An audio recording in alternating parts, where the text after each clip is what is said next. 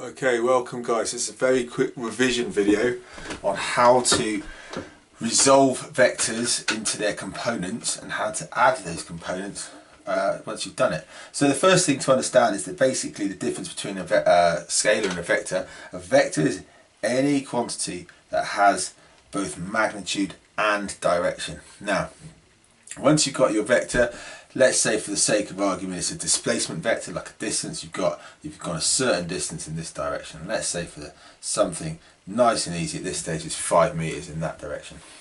You could say, how far have I gone to the side, and how far have I gone up? Okay, now it just so happens that the thing that decides how far you've gone up and the thing that decides how far you've gone that way is the angle that your vector is making with the adjacent side here.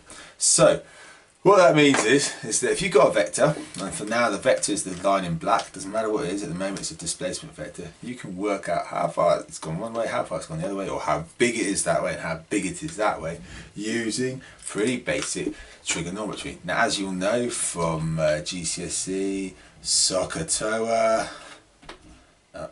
SOHCAHTOA,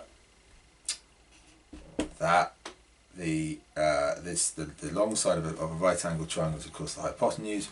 If the angle's there, this is the opposite. If the angle's there, this is the adjacent. So if I want to know what the side of the adjacent side is, in this case this is the hypotenuse is 5 meters. If I want to know what the adjacent side is, I would use cos. Okay, so the way it works is, of course, cos theta equals adjacent, which is in my case red, divided by the hypotenuse. So in this case, let's just say I don't know what theta is, but in this case, this length here, this adjacent side here, would be 5. We multiply 3 by hypotenuse, which in this case is 5. Take that up to there, so it would be 5 times by cos theta would be basically this red side. Okay, so this, I don't even want to call it adjacent really, I'll still leave it adjacent, but that's going to be this distance. If that's meters, this would be this distance. I do 5 times by cos theta is this distance. Now, opposite, of course, over on this side, I'm going to get rid of this. For the opposite is SOH, S-O-H, sine theta equals opposite of hypotenuse. So if I said sine theta equals opposite, it's green angle, or it's green length, divided by the hypotenuse. Then of course multiplying through by hypotenuse, which in this case again is 5, I'd say 5 sine theta equals the opposite. Now this is just really just triangles at this stage, but it doesn't matter. This is the important thing for you to take home message, is it doesn't matter what it is, as long as it's a vector. If it's a displacement vector, if it's a force vector, if it's a velocity vector, if it's a momentum vector, it can be any old vector you want, you can split it into 2 components. As long as you know the angle, the component which is adjacent to the angle is always going to be cos theta, and that's the thing you need to really take away. So let's think of a specific example. Let's say I've got an object, let's say I've got a, I don't know, say something that's travelling, there we go, I'm going to keep going in this strange direction. Let's say it's got a velocity of 10 meters per second, okay, and it's travelling sort of northeast. Let's say it's travelling at an angle of, let's say it's 25, that's not very 25, is it? That's more like 45 degrees north of east. Okay, what I want to say is, what is its, first of all, what is its velocity due east, and what is its velocity due north? Now I'm not going to draw it over there, I'm going to split it up and just move it across to a sort of more conventional way.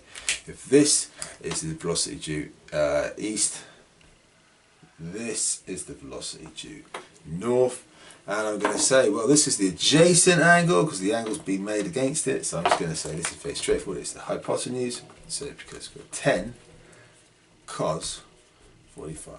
That's all it is. And I don't know what that comes out to, it's not important, I haven't got a calculator, but this is going to come out to 10 sine 45.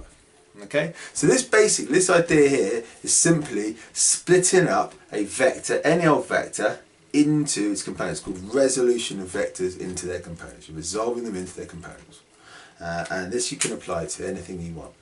Right, that's that. That's resolving vectors in the components. The next thing you've got to look at is adding components of vectors. Okay, adding vectors. So now let's suppose a slightly different scenario. You are going, you're swimming across the river's flowing in this direction, and you're swimming in this direction across the river. Yeah, so you're going that direction. You want to do a little picture of it. There's your river bank, there's the water flowing down it. The water's going down this direction at let's say it's going at 4 meters per second, ms to the -1, and you are starting off over here and you're going to swim that way at 3 meters per second, ms to the -1. So what's the addition of these two vectors? Well, we got 3 in that direction, north, let's say for make it easy, and 4 to the west. You simply say, well, it's right angle, and you're only going to need to worry about right angles at this stage.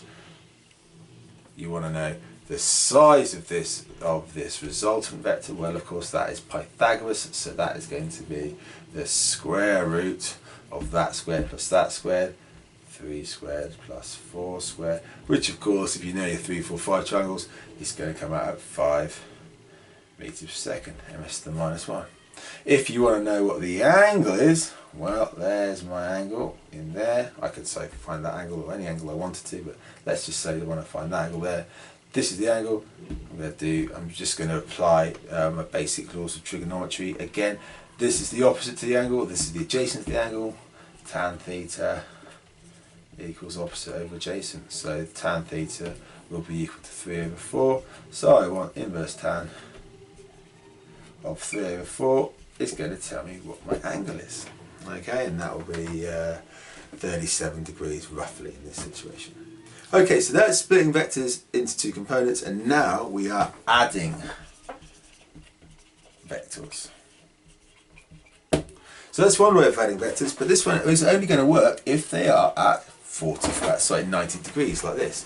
So what do we do if the vectors are not at 45 degrees? Well, we've got to think outside the square yet again. What happens if I've got a vector, one going in that direction and another one going in that direction? Well, I've got to do it slightly differently. I need to do a graphical analysis of it. What I would do is I would simply say I'm going to do a parallelogram. So I'm going to draw a line parallel to that, draw a line parallel to that, and my resultant vector will be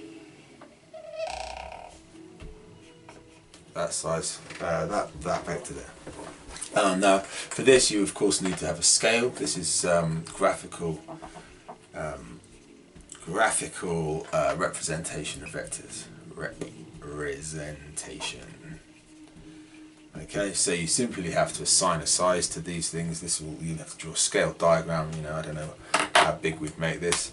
Let's say we'll make this 3 units of length, and that's 2 units of length. Oh, they're about the same really, aren't they? But hey, it doesn't matter what they are. The point is you assign a scale. 1 centimetre is equal to 1 Newton or something, and then you draw a parallelogram.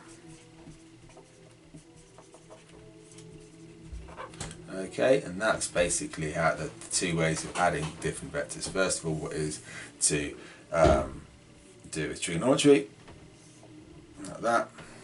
And the second way is to do a graphical analysis. Now, you can do it with maths for these things, but it's not on the course, so you don't need to worry about it.